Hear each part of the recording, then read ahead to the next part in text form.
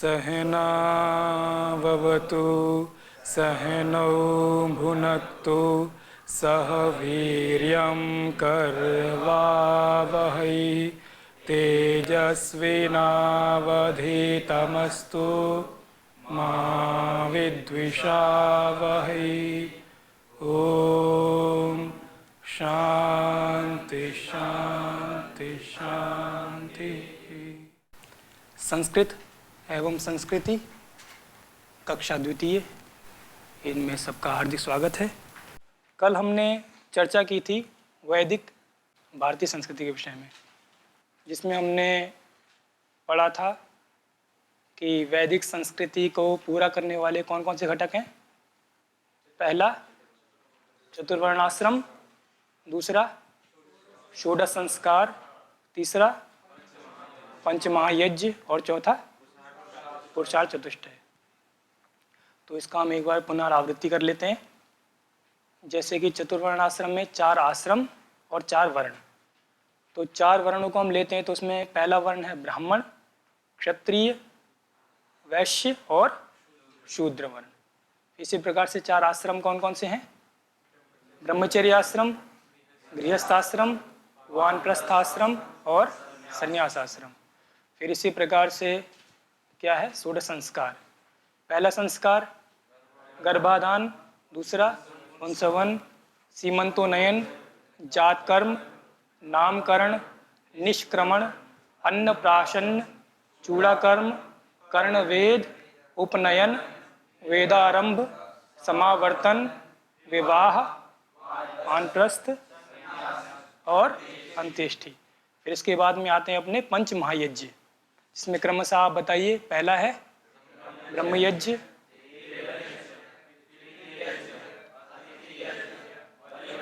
बलि वैश्य देव यज्ञ, और इसके बाद में अंतिम अपने पुरुषार्थ चतुष्टय, जिसमें धर्म, अर्थ, काम और मोक्ष।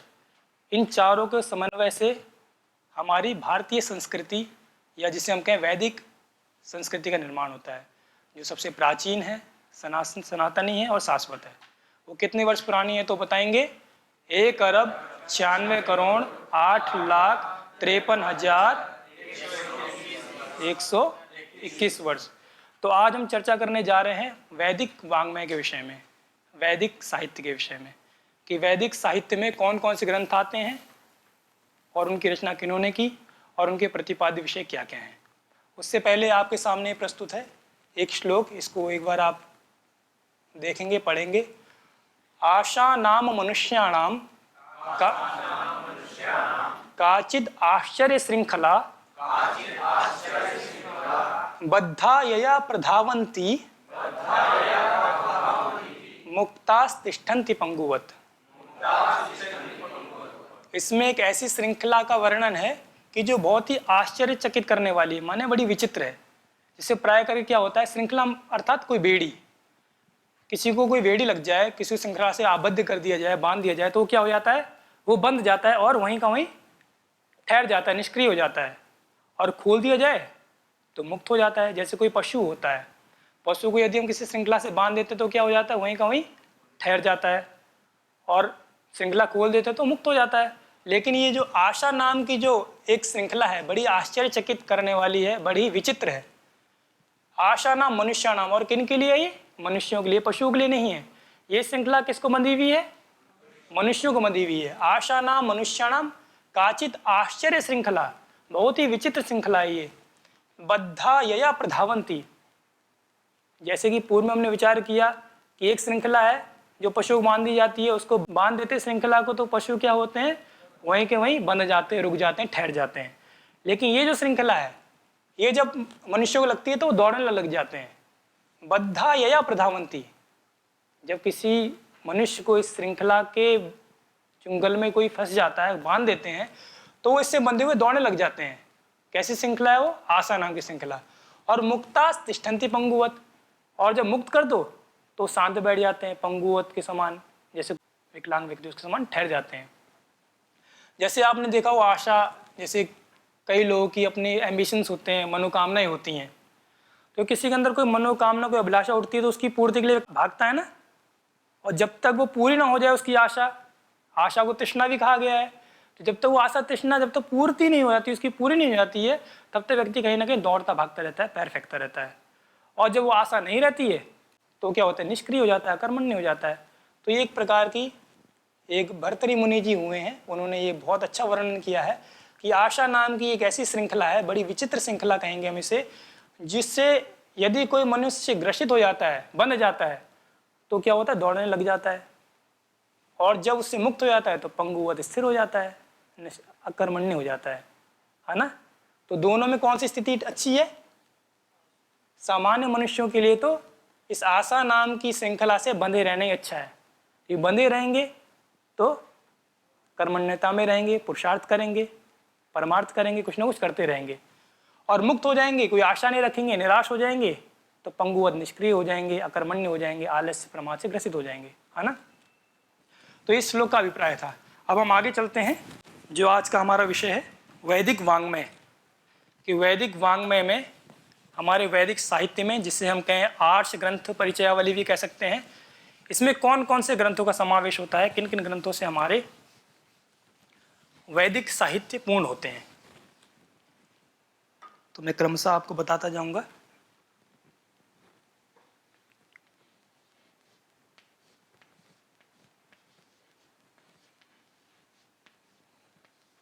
वैदिक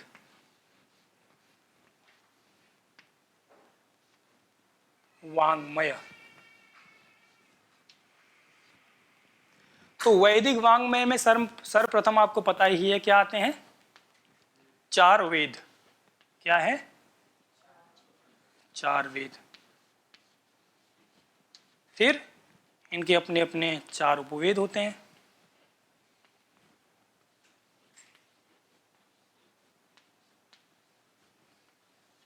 इसके उपरांत 4 ब्राह्मण ग्रंथ होते हैं। प्रत्येक वेद का अपना अपना एक ब्राह्मण ग्रंथ होता है। ठीक है। चतुर्थ हम ले लेते हैं वेदांग को। वेदांग कितने होते हैं? 6 वेदांग होते हैं।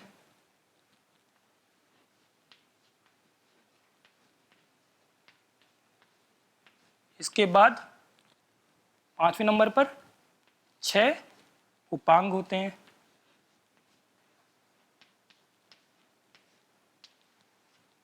इसके उपरांत आप ले लीजिए 11 उपनिषद, जिनको महर्षि दयानंद जी ने प्रमाणिक माना है, और आदि शंकराचार्य जी की जिन्होंने उनका भाष्य किया है, 11 उपनिषद। और 7वें में आप ले सकते हैं अन्य आर्ष ग्रंथ। आर्ष अर्थात जो ऋषिकृत हैं,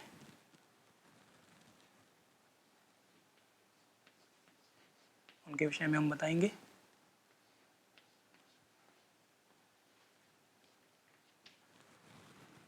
तो इन सब से मिलकर हमारा जो वैदिक वाङ्मय है, वैदिक साहित्य, या जिसे हम कहें आर्ष ग्रंथ परिचयावली, वो पूर्ण होती है। जिसमें क्या क्या आ गया? 4 वेद, 4 उपवेद, 4 ब्राह्मण, 6 वेदांग, 6 उपांग, 11 उपनिषद और अन्य आर्ष ग्रंथ, है ना। उसके नाम हम क्रमशः आपको बताते जाएंगे। आप इसको एक बार अपनी संचिका में लिख लीजिए। इसमें आपको एक बात हम और बताना चाहेंगे कि जो वेद है, ये वेद को किसकी रचना माना जाता है? ईश्वर की। किसी मनुष्य ने इन वेदों की रचना नहीं की है। ये क्या है? अपौरुषेय हैं। अपौरुषेय अर्थात किसी पुरुष ने जिनका निर्माण नहीं किया हो, जिनकी रचना नहीं की हो, ऐसे ये 4 वेद हमारे अपौरुषेय ग्रंथ हैं। फिर उसके बाद में उपवेद, ब्राह्मण ग्रंथ, वेदांग, उपांग, उपनिषद, अन्य आर्ष ग्रंथ। तो जो हमारी प्राचीन काल से चली आ रही जो गुरुकुलीय पद्धति है, जिसे हम गुरु शिष्य परंपरा कहें या हम उसे ऋषि परंपरा कहें, तो उस ऋषि परंपरा में, उस आर्ष विद्या प्रणाली में इन्हीं आर्ष ग्रंथों का, इन्हीं वैदिक वाङ्मय का क्या होता है? पठन पाठन होता है, अध्ययन अध्यापन होता है। तो इसके आगे बढ़ते हैं हम। 4 वेद कौन कौन से हैं आपको पता ही है। फिर 4 उपवेद, ब्राह्मण ग्रंथ, वेदांग, उपांग, ये सब इसके विषय में हम थोड़ा विस्तृत चर्चा करते हैं।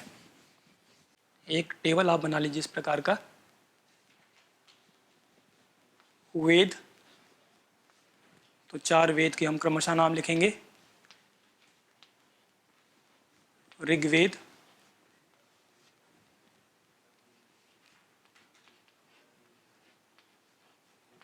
यजुर्वेद, सामवेद और चौथा अथर्ववेद।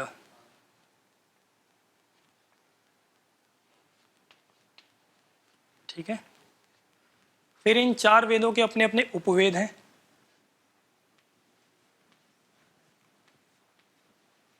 वे कौन कौन से हैं? ऋग्वेद का आयुर्वेद,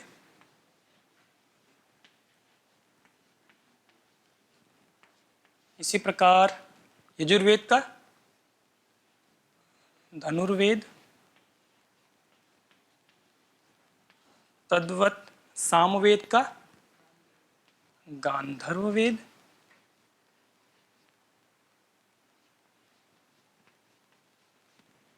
और अथर्ववेद का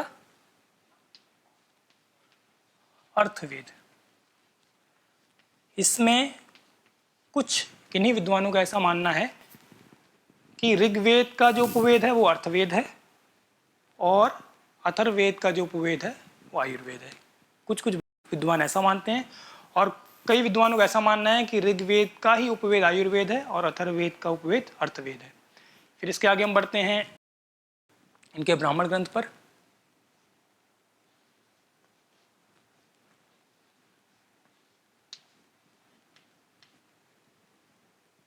पहले का है ऋग्वेद का ऐतरेय, ऐतरेय ब्राह्मण जिसे हम कहते हैं। दूसरे का शतपथ ब्राह्मण। सामवेद का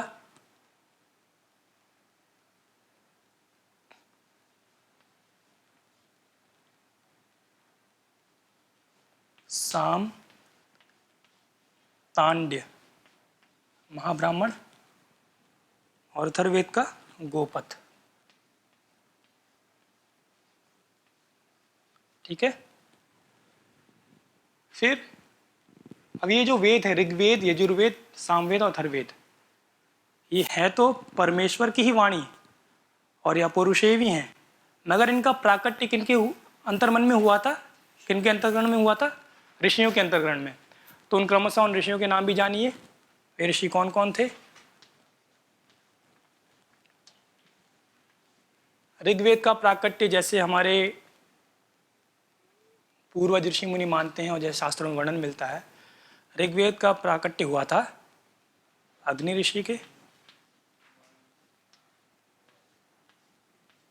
यजुर्वेद का वायु ऋषि,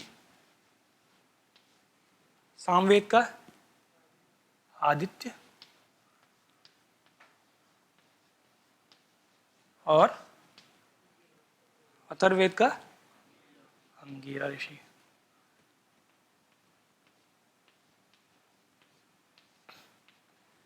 ठीक है, इन्हें आप लिख लीजिए।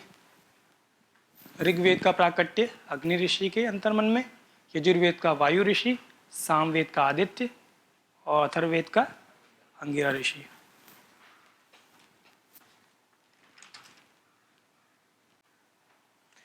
फिर इन वेदों के क्या क्या विषय हैं? प्रत्येक वेद का अपना अपना अलग अलग विषय है, उसके विषय में हम अभी बताते हैं। और प्रत्येक वेद में कितने कितने ऋचाएँ हैं, कितने कितने मंत्र हैं, उसके विषय में भी हम थोड़ा सा प्रकाश करेंगे। तो आइए चलते हैं। जैसे कि यदि हम इनके विषय की बात करें तो ऋग्वेद का विषय है ज्ञान, इसी प्रकार यजुर्वेद का विषय कर्मकांड या कर्म भी कह सकते हैं, सामवेद का विषय उपासना और अथर्ववेद का विषय विज्ञान।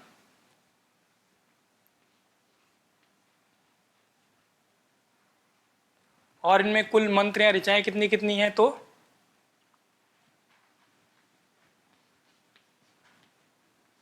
ऋग्वेद में 10,552, ठीक है। यजुर्वेद में ऋचाएँ हैं, यजुर्वेद में 1975,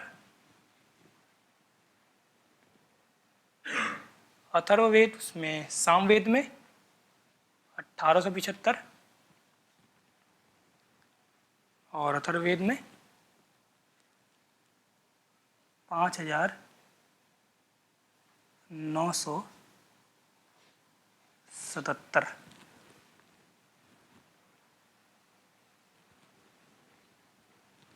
इसको भी एक बार आप लोग लिख सकते हैं।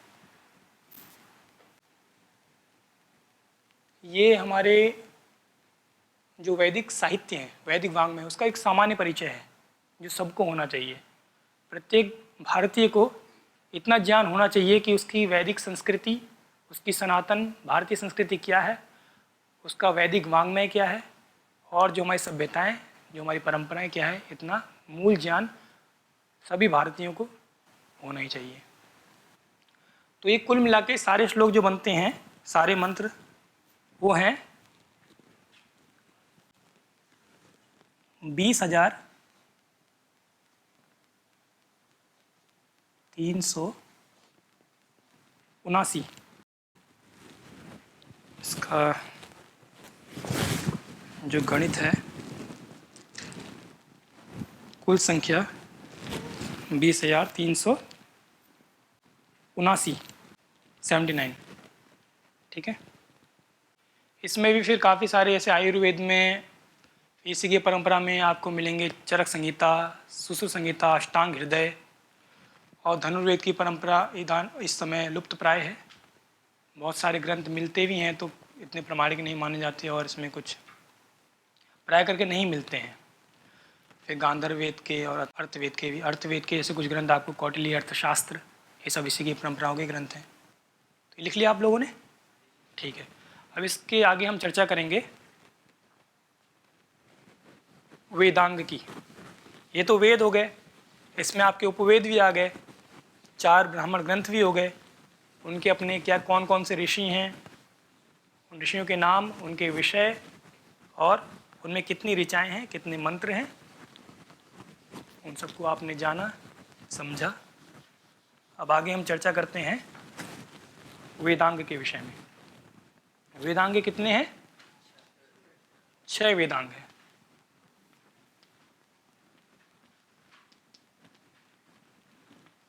कौन कौन से? शिक्षा, शिक्षा कल्पो व्याकरणम निरुक्तम छंदो ज्योतिषामिति। शिक्षा, कल्प, व्याकरण, निरुक्त,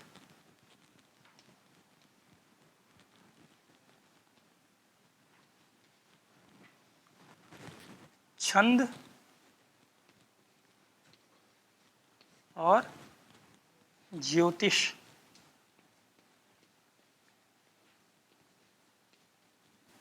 ठीक है, ये 6 हमारे क्या हो गए? वेदांग हो गए।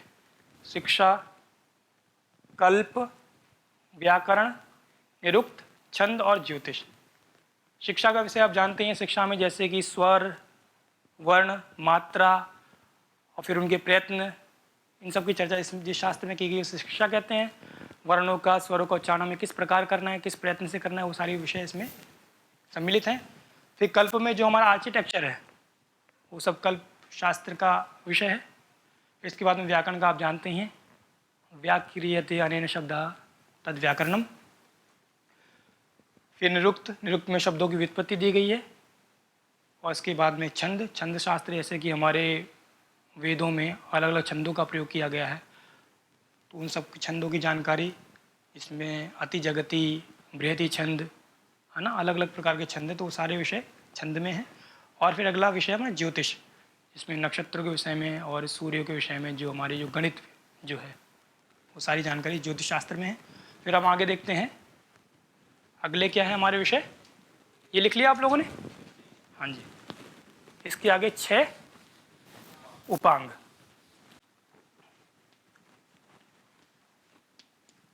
उपांग का दूसरा नाम दर्शन भी होता है, जिन्हें हम दर्शन शास्त्र कहते हैं, वो यहाँ पर उपांग नाम से गृहीत होते हैं।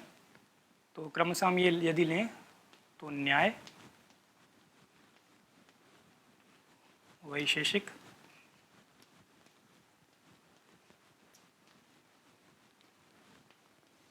फिर सांख्य,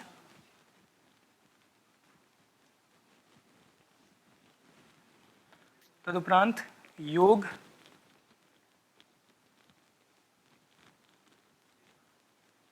पूर्व मीमांसा,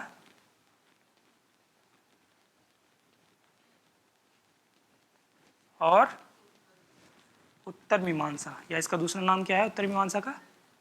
वेदांत। ठीक है, इन्हें आप लिख लीजिए। न्याय दर्शन, वैशेषिक दर्शन,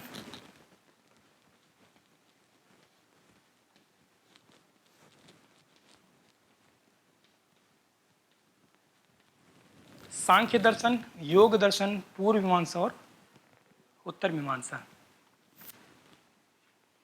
फिर इनके प्रत्येक दर्शन शास्त्र के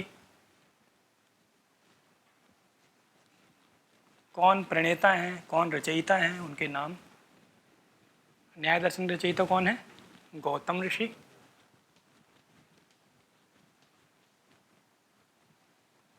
इसके बाद में वैशेषिक के कणाद ऋषि, सांख्य के कपिल ऋषि, योग के आप सब जानते ही हैं महर्षि पतंजलि जी, तदुपरांत पूर्व मीमांसा के महर्षि जैमिनी,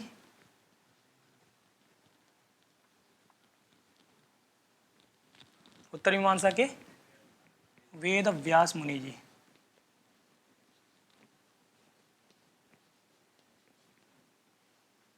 ठीक है,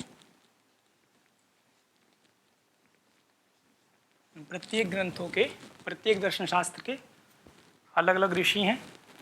पहले की गौतम ऋषि, इसके बाद कणाद ऋषि, कपिल ऋषि, पतंजलि ऋषि, जैमिनी ऋषि और वेदव्यास मुनि जी। अब इसमें एक मुख्य रूप से एक चर्चा चलती है कि इन दर्शनों का मुख्य जो प्रतिपाद्य विषय है वो क्या है? सृष्टि कर्म। सृष्टि का जो क्रम है, सृष्टि का जो उत्पत्ति विषय है, उसको दर्शाने के लिए इन दर्शन शास्त्रों की, इन ग्रंथों की रचना हुई है। और इनमें प्रत्येक ग्रंथ में का जो मतलब मूल सिद्धांत है वो प्राय करके लोगों को अलग अलग जान पड़ता है, मालूम होता है। तो इसके विषय में हम और जानकारी और गंभीरता से चर्चा करेंगे। मतलब लोगों को ऐसी भ्रांति हो जाती है कि जो सृष्टि की उत्पत्ति जो क्रम है, जो उत्पत्ति है, वो अन्य अन्य शास्त्रों के द्वारा अलग अलग बताई गई है। जैसे कि आप वेदांत की उत्तर मीमांसा की बात करें तो उसमें जो सृष्टि की उत्पत्ति क्रम है वो परमात्मा को निमित्त बताया गया है। फिर पूर्व मीमांसा में कर्म को बताया गया है। इसी प्रकार से योग में पुरुषार्थ को, सांख्य में फिर अलग प्रकार से तत्वों के अनुक्रम को बताया गया है। इस प्रकार से सब में अलग अलग विषय है। तो लोगों को समान रूप से ये भ्रांति होती है कि इन प्रत्येक ग्रंथों में, इन दर्शनों में विरोधाभास है, लेकिन ऐसा नहीं है। इसके विषय में हम कल पुनर्चर्चा करेंगे। आज के लिए बस इतना ही। शांति पाठ। ओम शांति शांति शांति।